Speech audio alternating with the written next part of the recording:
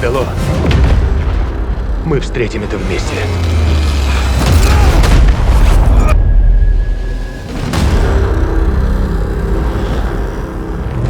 Всем привет, с вами вновь Антон Логвинов. Давненько мы с вами не виделись, мне пришлось взять еще один перерыв, и опять это было связано с моим состоянием здоровья, так скажем, пришлось им резко заниматься, но сегодня мы поговорим не об этом, а о новом Call of Duty. Я, в принципе, уже собирался выпускать новые сюжеты, но сделать я это чуточку попозже планировал, но тут вот прибежали Activision, вывели кучу инфы по Call of Duty Vanguard, и вот он я перед вами.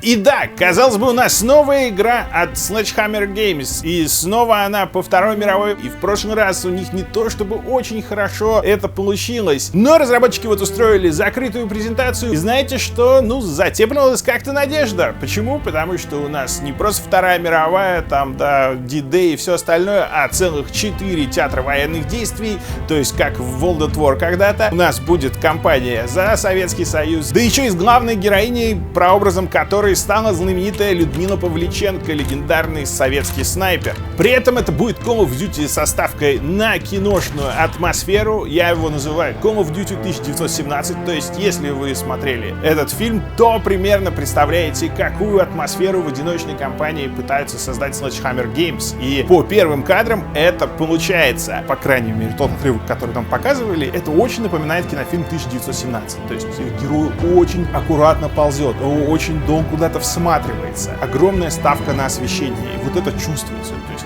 безумно вообще такая тягучая атмосфера в игре. Он там бредет по лесу, где-то стреляет артиллерия, и отцветы от выстрелов, они вот озаряют лес. Много ставки на тени. И вообще новая игра будет очень-очень красивой. Начинается перестрелка, и выглядит это просто феерически, потому что летит посуда, сковородки, окна трещат, люстра качается. Блин, наконец-то мы дождались интерактивного, разрушаемого окружения в Call of Duty. И как говорят, это будет везде в игре, в мультиплеере. В мультиплеере можно будет даже дырку тебе там пробить, прострелить и на бегу проскользить в подкате внутрь дома, в образовавшуюся дырку. На старте у нас будет 20 мультиплеерных карт, 16 для основных режимов, то есть дохренища.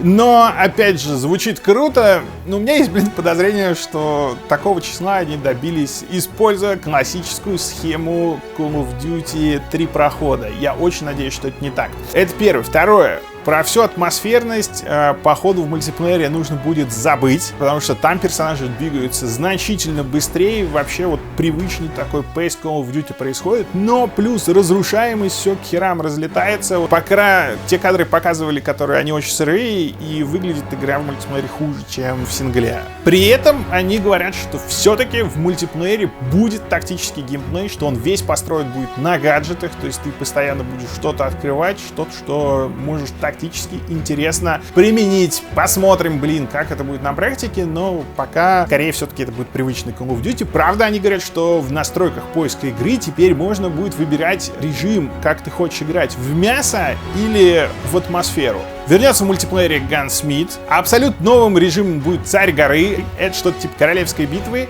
Но на маленькой карте подробности нам рассказали, но сказали не говорить. Потом расскажут, тем более, что он будет в альфе, которая довольно вроде как скоро. Ну а еще, я думаю, вы уже слышали, Treyarch делает зомби-режим, который я не сильно понимаю, но у него огромное количество фанатов. Ну и самое смешное, что они делают по сюжету приквел для зомби из Black Ops. То есть это такая отдельная история, которая просто пристегивается к Call of Duty и даже вот с конкретной частью не сильно связана.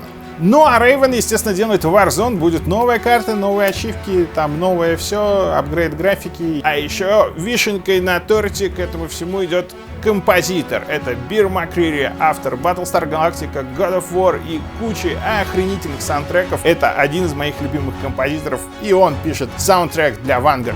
Иногда для того, чтобы погасить пламя, нужно разжечь еще больше костер.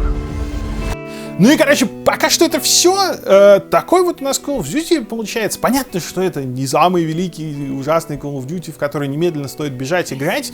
Но, знаете, я ожидал намного более простую картину. Мне нравится вот этот сдвиг в сторону атмосферы, да, что мы не привыкли это видеть в Call of Duty, то есть какими-то отдельными эпизодами. Если они вот так, как они показали, всю игру сделают, это охренительно. Я хочу в это играть. Единственное, что мне не нравится, это как у нас колда с батлой трусливенько разошлись, да, вы заметили? Типа, сначала батла во Вторую мировую, как бы, Call of Duty в современный мир, сейчас, в общем, немножко наоборот.